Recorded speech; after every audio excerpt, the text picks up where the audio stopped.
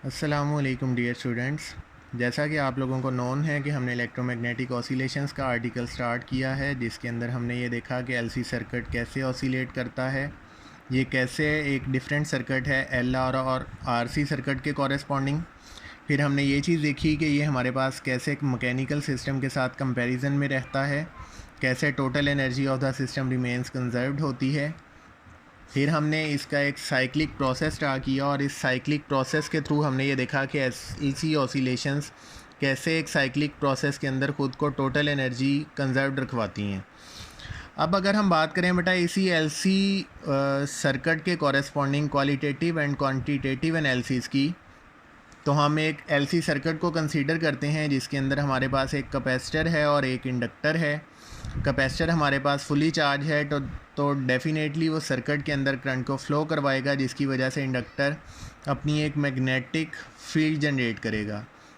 तो अगर देखा जाए तो हमारे पास बेटा जो कैपेसिटर फुली चार्ज है, इसके अंदर जो चार्ज स्टोर किया गया है उस चार्ज को अगर हम क्यू कंसीडर करें और इस कैपेसिटर की total ability of storing charge को देखें तो उसको हम कैपेसिटेंस सी से रिप्रेजेंट किया करते हैं। तो अगर हम इसी सर्किट के कॉरेस्पॉन्डिंग मैथमेटिकल एक्सप्रेशन कैलकुलेट करना चाहें तो हम यहाँ पे फैराडेज लॉ को इम्प्लीमेंट करते हैं। ये चीज़ मैंने आपको प्रीवियस लेक्चर्स के अंदर बता रखी है कि जहाँ पे हमारे पास सर्किट के अंदर इंडक्टर यूज़ किया जाए वहाँ पे हम किरचॉफ्स रूल को इम्प्लीमेंट नहीं कर सकते, जिसकी वजह से हम इलेक्ट्रोमैग्नेटिक इंडक्शन के फैराडेज लॉ को इम्प्लीमेंट करते हैं।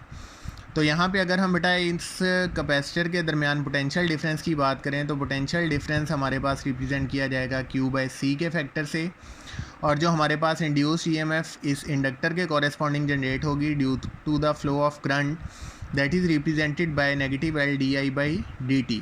तो हमारे पास ये इक्वेशन इक्वल होगी ज़ीरो के।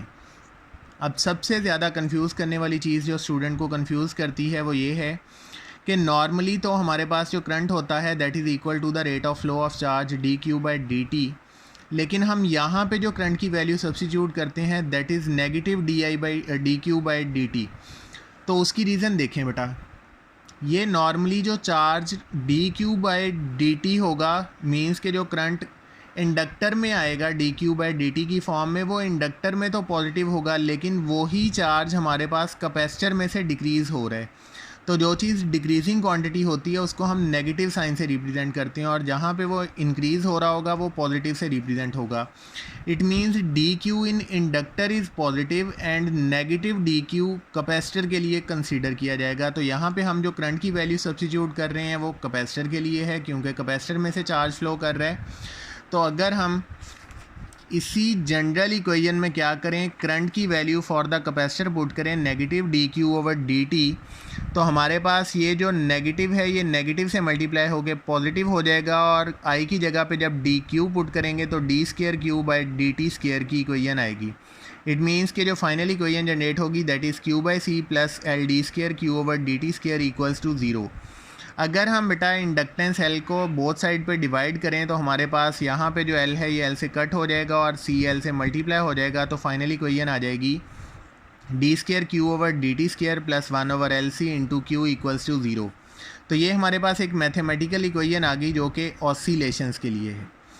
इसी तरह अगर आप लोगों को याद हो तो बेटा आप लोग फर्स्ट ईयर की बुक में चैप्टर नंबर 7 के अंदर ऑसिलेशंस के बारे में एक इक्वेशन पढ़ के आए हो और वो इक्वेशन हुआ करती है d²x/dt² plus k/m into x equals to zero, और ये मैकेनिकल सिस्टम की इक्वेशन है।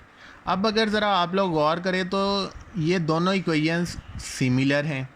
अब ये मैथमेटिक्स की इक्वेशन है तो मैथमेटिक्स को तो ये नहीं पता कि ये ऑसिलेशन के लिए है ये मैकेनिक्स के लिए है, ना ही वो इन दोनों चीज़ों में डिफ्रेंशिएट कर सकता है।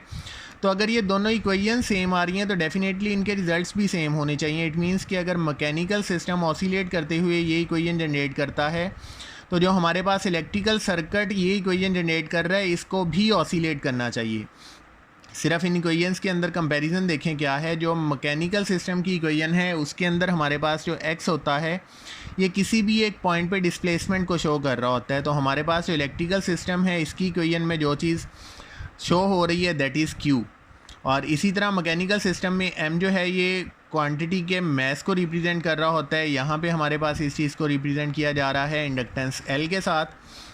और यहाँ पे अगर देखा जाए तो हमारे पास मैकेनिकल सिस्टम के लिए जो कांस्टेंट होता है दैट इज़ के, और हमारे सिस्टम जो इलेक्ट्रिकल सिस्टम है इसमें कांस्टेंट होगा 1/c।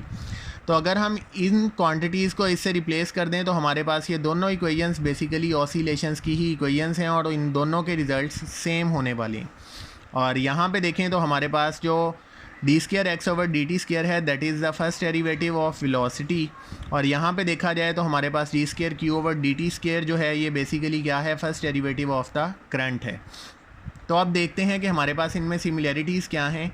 अगर हम बेटा इस इक्वेशन को सॉल्व करें तो हमने फर्स्ट ईयर में ये देखा था कि हमारे पास जो मैकेनिकल सिस्टम के लिए जो एक्सप्रेशन आता है that is xt=x0 cos ωt, जिसमें x जो है वो किसी भी टाइम t के कॉरेस्पॉन्डिंग बॉडी की पोजीशन को रिप्रेजेंट कर रहा होता है, x0 is the amplitude and omega is the angular frequency. और हमारे पास एंगुलर फ्रीक्वेंसी ओमेगा को कैलकुलेट करने के लिए जो रिलेशन आया करता है that is √k/m।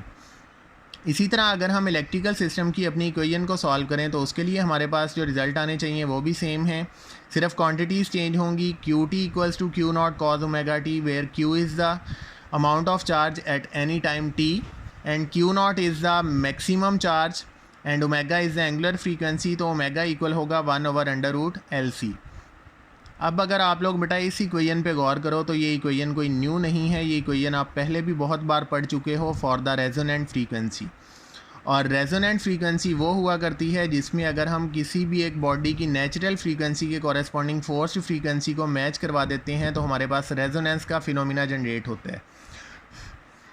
It means जैसे अगर हमने मैकेनिकल सिस्टम में देखा कि अगर हम एक सिंपल पेंडुलम या मैथ स्प्रिंग सिस्टम की एग्जांपल को कंसीडर करें और हम बार बार उसी डायरेक्शन में फोर्स को एक्सर्ट करें जिस डायरेक्शन में हमारा ऑब्जेक्ट ऑसिलेट कर रहा है, तो हमारे पास रेजोनेंस जनरेट होने की वजह से जो एम्पलीट्यूड ऑफ वाइब्रेशन है वो मैक्सिमम हो जाता है। तो सेम केस हमारे पास इलेक्ट्रिकल सर्किट के लिए भी होने वाला है। अगर हमारी नेचुरल फ्रीक्वेंसी फोर्स फ्रीक्वेंसी से मैच करेगी तो डेफिनेटली इलेक्ट्रोमैग्नेटिक ऑसिलेशंस जो हैं उनका एम्पलीट्यूड इंक्रीज़ करेगा। इसी तरह अगर हम बात कर लें बेटा डैम्पिंग की, तो डैम्पिंग आप लोगों को नोन है कि हमारे पास रेजिस्टेंस ऑफर्ड जो होती है उसको डैम्पिंग का नेम दिया जाता है। इट मीन्स कि कोई भी ऑब्जेक्ट जो ऑसिलेट कर रहा होता है वो आफ्टर सर्टन टाइम इंटरवल ख़ुद को मीन पोजीशन पे स्टेबल कर लेता है, और उसकी रीज़न यही होती है कि हमारे पास जो रेजिस्टेंस ऑफर होती है, जैसे मैकेनिकल सिस्टम में या सिंपल पेंडुलम के केस में एयर रेजिस्टेंस ऑफर हो रही होती है, इसी तरह हमारे पास इलेक्ट्रिकल सर्किट जो LC सर्किट है इसके कॉरेस्पॉन्डिंग भी सर्किट में रेजिस्टेंस ऑफर्ड होती है by the mean of Lenz's law, जिसकी वजह से हमारे पास सर्किट की ऑसिलेशंस जो हैं वो डैम्प्ड होना स्टार्ट हो जाती हैं, रुकना शुरू कर जाती हैं। That is all about the LC oscillations. Thank you.